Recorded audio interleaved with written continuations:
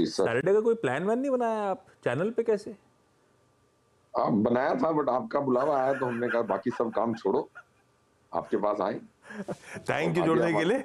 फिरोज, अच्छा, market volatile जरूर हो गए पर है बिल्कुल दायरे में ही। वॉलेटाइलिटी देख के थोड़ा डर लग रहा हो, बात अलग है, ऐसा कोई डैमेज प्राइस वाइज हुआ नहीं है। मार्केट्स कैसे पोजीशन लग रहे हैं? कुछ बहुत बड़े इवेंट सामने खड़े हैं उससे पहले आपको? अब मेरे हिसाब से बहुत अच्छी तरह से पोजीशन लग रहे हैं।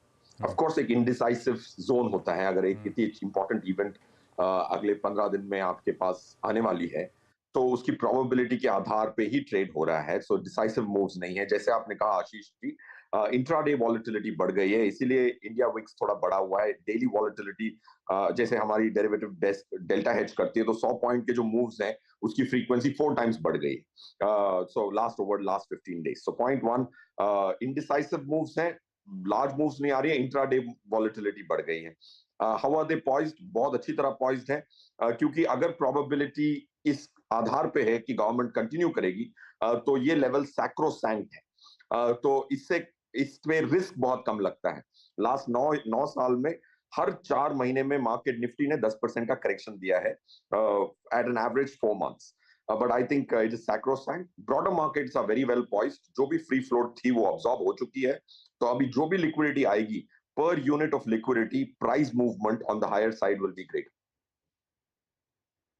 आनंद राठी वेल्थ में आप लोग के क्लाइंट एडिशन तो गजब चल रहे हैं, वो आपके क्वार्टरली नंबर्स हाईलाइट करते रहते हैं। पर जो पुराने क्लाइंट्स हैं उनका उनका पैसा जो आना है वो थोड़ा थमा है क्या अनसर्टेनिटीज के बीच में, या फ्लोज जस के तस बने हुए हैं, ऐसा कुछ नहीं है? सब इस वॉलेटिलिटी का फायदा उठाना चाहते हैं। कैसे अप्रोच कर रहे हैं आपके क्लाइंट्स इस मार्केट को? अगर क्लाइंट का इनर्ट बिहेवियर देखूं तो पॉजिटिव है। कलेक्शंस अच्छी दिख रही हैं रिलेटिव टू नेट मोबिलाइजेशन, जिसको हम इंटरनली नॉर्मलाइज नॉमेनक्लेचर यूज करते हैं। नेट मोबिलाइजेशन जो एक्स्ट्रा पैसा आता है वो बड़ा है। इनफैक्ट अनसर्टेनिटी की वजह से कम नहीं हुआ है बट बड़ा है। मई में अप्रैल में is what I would take, point one. Point two, equity की जो एसेट क्लास की जो आज भी डिमांड है वो काफी ज्यादा है। जैसे मैं ब्रॉडर मार्केट स्मॉल कैप में काफी लोग नेगेटिव रहे हैं। बड़े बड़े दिग्गज फंड मैनेजर सितंबर अक्टूबर लास्ट ईयर से स्मॉल कैप की ओवर वैल्यूएशन की बात कर रहे हैं। हम बहुत क्लियर हैं कि स्मॉल कैप की ओवर वैल्यूएशन नहीं हुई है। अर्निंग्स ग्रोथ 795 दिखती है एनएसई स्मॉल कैप 250 की। अगर उस आधार पे मैं 21 22 30 से मल्टीप्लाई करूं तो 16,500 की लेवल आती है, 17,000 की स्मॉल कैप इंडेक्स पे लेवल आती है, even at 21 P forward. Point two, तो मेरा ये मानना है कि domestic flows will continue. Of course SEBI ने भी ओवर वैल्यूएशन को जाहिर किया था, अपनी कंसर्न्स को, but I think market would ignore. And I think broader markets are even well poised, क्योंकि जो भी फ्री फ्लोट था ना आशीष जी, अगर आप देखें 215 ऐसे स्टॉक हैं जो एमएससीआई के स्मॉल कैप इंडेक्स में है, जो एनएससी स्मॉल कैप एनएससी 500 में नहीं है, एनएससी स्मॉल कैप 250 में नहीं है। तो फॉरेनर हमारे इंडेक्स में, स्मॉल कैप इंडेक्स में 450 प्लस स्टॉक रखता है और डोमेस्टिक लोग सिर्फ 250 स्टॉक रखते हैं। तो ये 215 जो स्टॉक हैं जो एमएससीआई में है और एक्स्ट्रा है और एनएससी 500 में नहीं है, एनएससी स्मॉल कैप 250 में है, उनकी फॉरेन होल्डिंग इतनी ऑब्जॉर्ब हो चुकी है कि फ्री फ्लोट बड़ा कम है। तो लिक्विडिटी अगर आएगी तो प्राइस राइज, री ratings will be quite abnormal. Actually मैं इसी पे आ रहा था। अब देखिए ना, इस डिप से पहले और जो इंडिया विक्स का जिक्र किया आपने, उससे कहीं 1 महीना पहले ही हम मिड कैप और स्मॉल कैप को लेकर कंसर्न थे, स्ट्रेस भी हुआ। अभी स्मॉल और मिड कैप फंड्स में फ्लो कैसा है? और पोस्ट आई थिंक इलेक्शन जो थोड़ी बहुत स्टेबिलिटी आएगी उसके बाद आपको लगता है कि वो जो आई थिंक वाइल्ड स्विंग्स थे या फिर जिनको लेकर सेबी कंसर्न्स था वो अब एड्रेस हो चुके हैं? और अभी तक का बीते 1 महीने का आपने एक्शन कैसे देखा? वहाँ फंड फ्लो कैसा है? और मिड कैप और स्मॉल कैप में कन्विक्शन बन रहा है क्या अब आपका? मिड कैप स्मॉल कैप में हमारा कन्विक्शन थोड़े साल, सवा साल पहले बना था, जब हमने लिक्विडिटी का एंट्री होते हुए दिखा था। अब वीरेंद्र जी, जैसे आपने कहा कि फ्लो कैसा है, फ्लो आता है 2-3 सोर्स से। एक तो एसआईपी का सोर्स है। एसआईपी में 15-20% of the total SIP number, अगर 20,000 करोड़ का आंकड़ा है तो 3,000 करोड़ करीबन स्मॉल कैप में जा रहा है। That is flow data. और दूसरा फ्लो डेटा होता है लमसम फ्लो डेटा, एसआईपी के अलावा। तो स्मॉल कैप का लमसम फ्लो डेटा भी पॉजिटिव है, बट सिर्फ 1,000 करोड़ पॉजिटिव है। बाकी सबकी ओवरऑल कैटेगरी में लमसम एसआईपी की परचेज हटा दो तो नेगेटिव है फॉर लास्ट फाइनेंशियल ईयर, तो स्मॉल कैप में परचेज बने रहे। तीसरा, एक्चुअली जो इकट्ठा हुआ पैसा कितना है स्मॉल कैप में, 2.5 लाख करोड़। इंडिया की जो हाउस होल्ड सेविंग्स है, आरबीआई की डेटा, हर जगह से डेटा कलेक्ट करो तो 2024 मार्च में total house hold saving India की 8 लाख करोड़ है। उसमें से 2.5 लाख करोड़ स्मॉल कैप में, which is not even 0.3-0.4% of Indian household savings. तो मेरे हिसाब से in terms of current holding, in terms of flow, both seem intact and robust. Okay, अच्छा अब आते हैं थोड़ा सा अर्निंग्स को। आपने फिर इस पूरे अर्निंग सीजन को देखा, आई मीन आपके मुताबिक इस वक्त जो प्राइस डैमेज बीते 2 महीने में हुआ या फिर 1 महीने में हुआ, उसके अगेंस्ट जिस प्रकार की अर्निंग्स रही, इस प्राइस पे आपका सबसे स्ट्रॉन्ग कन्विक्शन किन 1-2 स्पेस पे बन रहा है अब इस अर्निंग सीजन की समाप्ति के बाद? तो ये आई थिंक फाइनेंशियल सर्विसेज जो है वो आज भी, because earnings have caught up beautifully. अगर आप फाइनेंशियल सर्विसेज की वेटेज देखते हैं, निफ्टी में 27-28% है, हैवीएस्ट वेट है। अगर कोई 19-20 भी होती है इलेक्शन में तो फ्लाइट ऑफ कैपिटल होता है निफ्टी में। अगर फॉरेनर भी अगर डामाडोल होता है तो भी वो निफ्टी की तरफ फ्लाइट ऑफ कैपिटल करता है। निफ्टी की वेटेज फाइनेंशियल सर्विसेज की 26-27% है।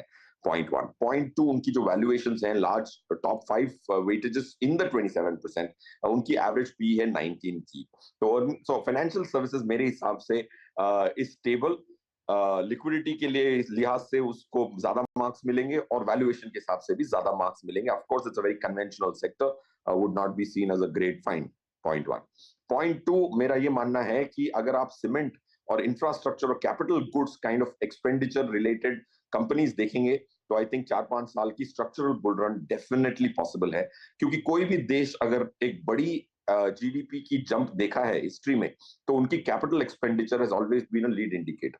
और इंडिया की जो कैपिटल एक्सपेंडिचर की ग्रोथ रही है उसको अगर आप 4-5 साल समेशन करें तो it is 3 times more than the previous 5 years।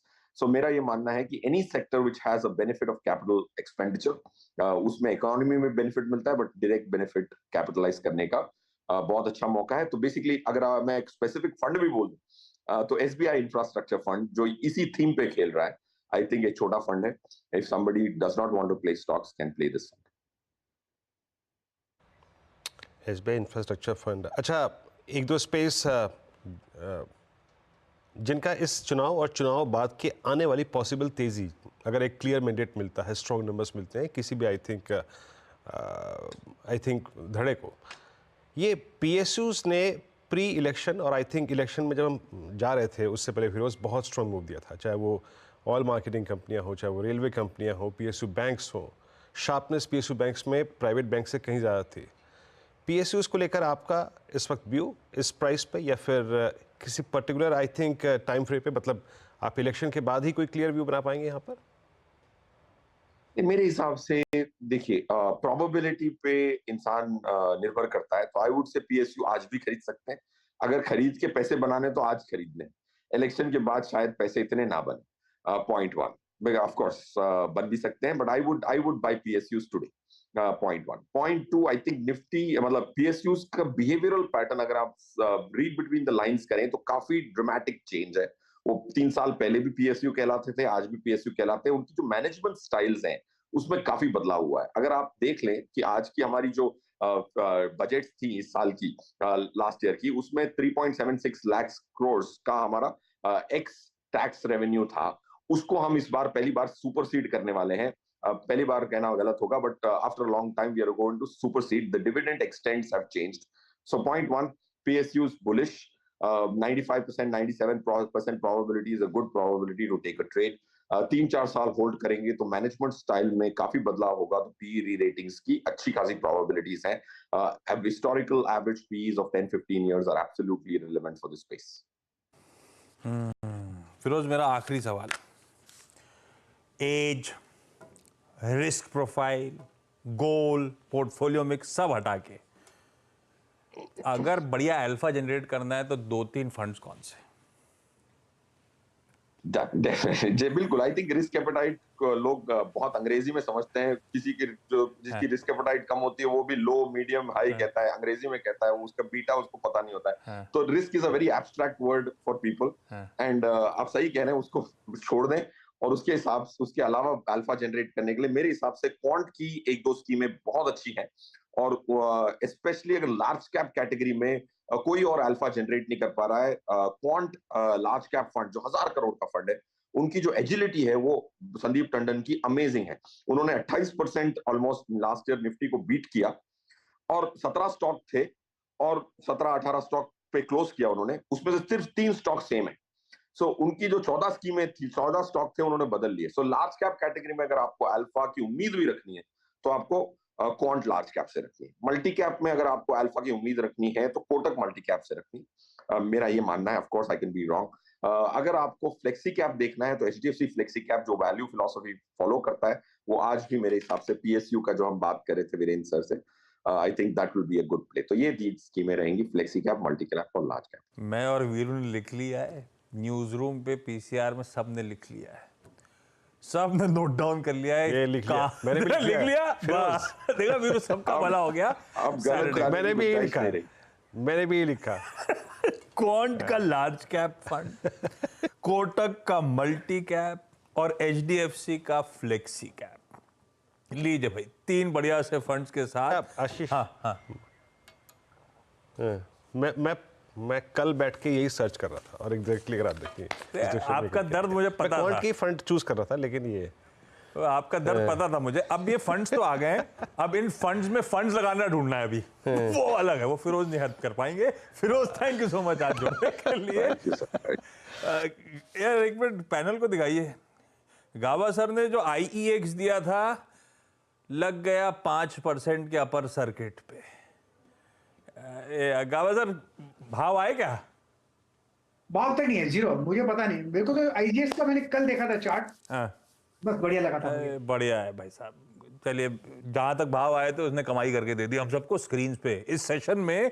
ये देखिए आपकी स्क्रीन पे IEX टॉप कॉल था, बढ़िया मूव्स डिलीवर होते हुए। कोई बाटा, कोई अशोक लेलैंड,